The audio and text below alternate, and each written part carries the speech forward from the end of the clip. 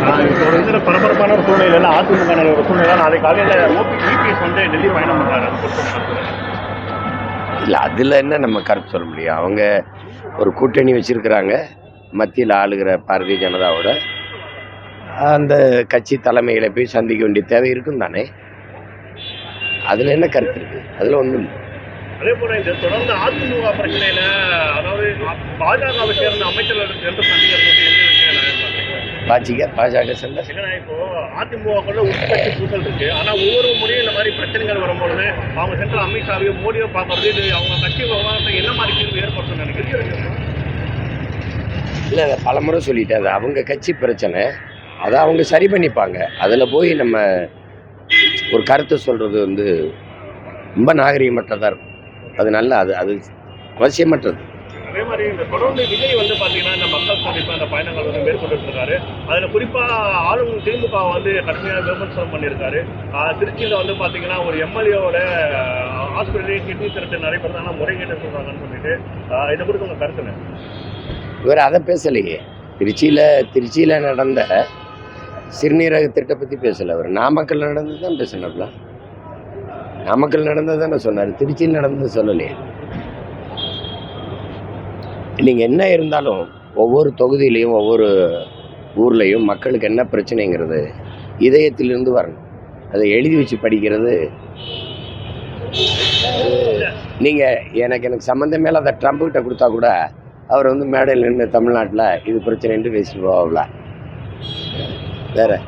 சம்பந்தமே இப்போ தற்போது சீமானவர்கள் வந்து திமுக அதிமுகவை எதிர்க்கிறது, விஜயை எதிர்க்கிறத ரொம்ப முகம் காட்டிட்டு வர்றாரு. இது என்ன காரணம்?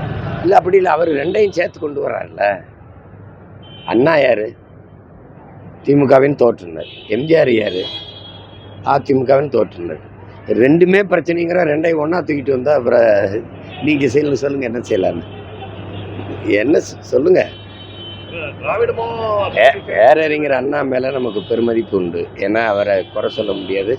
அவர் கஷ்டப்பட்டு வந்து 49 ஆரம்பித்து 67 ஆட்சியை கைப்பற்றி 1.5 ஆண்டுகள் தான் இருக்கிறார். அதோட இறந்துருக்கு. அவர் ஆட்சியில் குறை சொல்கிற அளவுக்கு ஒன்றும் இல்லை. ஆனால் அவர் அரசியலுக்கு வந்த பிறகு தான் தமிழருடைய வரலாறு இலக்கியமெல்லாம் அரசியல் மேடையில் பேசப்பட்டது. அந்த பெருமை, அந்த நன்மை, அவர் மேலே அந்த நன்மதிப்பு தமிழ் மக்களுக்கு என்றைக்கும் மாறாது. அது அண்ணாவை வச்சுட்டா அண்ணா யாருன்னு ஒரு 1/2 மணி நேரம் பேசணும்ல. எம்ஜிஆரை வைக்கிறீங்க. நான் சொல்கிறேன், இந்த நாட்டில் கல்வியை மருத்துவத்தை தனியார் மயப்படுத்தின பெருந்தகை எம்ஜிஆர் தான். தமிழ் பயிற்று மொழியாக இருந்ததை மாற்றி ஆங்கிலத்தை பயிற்று மொழியாக மாற்றின பெருமகனும் அவர் தான். முல்லை பெரியாற்று அணை இருக்குல்ல, அதை பாதுகாக்கிற உரிமை எனக்கு இருந்தது. அதை கேரளாவுக்கு தாரை வார்த்து கொடுத்த பெருமகனும் அவர் தான். இதையெல்லாம் கொஞ்சம் பேசணும்ல. எனக்கு ஒரு நன்மதிப்பு இருக்குது. எங்கள் அண்ணனுக்கு ஒரு தந்தை போல இருந்து உதவினார் எங்கள் விடுதலைக்கு. அதை மதிக்கிறோம், போற்றோம். பட் இதெல்லாம் எப்படி இருக்கிறது? நடக்கக்கூடிய விவாதங்கள்ல வந்து பார்த்தீங்கன்னா, டிவி விவாதங்கள்ல தாவேகாவினர் அவங்க வந்து குறிப்பிட்ட விஷயம் என்னன்னா, சீமான் அவர்கள் வந்து நடிகர்கள் கட்சியாளர் சொல்றாரு. ஆனா சீமான் அவர்களே அதெல்லாம் கிடையாதுங்க. நீ என்னை திரைப்படத்தில் இருந்தோன்னா நான் ரசிகனை சந்திச்சேன்னா ஒரு கேள்வி நீ முடியும். நான் ரசிகனை சந்திச்சேன்னா நீ ரசிகனை சந்திச்ச? சரி, நானும் நடித்தேன், நீனும் நடித்தேன். நீ ரசிகனை சந்திச்சியா? நான் ரசிகனை சந்தித்தேன்.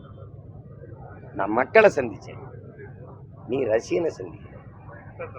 வரும் 2026 தேர்தலில் நாம் தமிழர் கட்சி வந்து கூட்டணி வாய்ப்பு இருக்கா சார்? வாய்ப்பு இல்லை ராஜான்னு எத்தனை தடவை சொல்கிறேன். நான் போட்டிட்டுட்டேன். நேற்று கூட 6 வேட்பாளரை அறிவிச்சிட்டேன். திருப்பி இதை கேட்டுக்கிட்டு இருக்கக்கூடாது.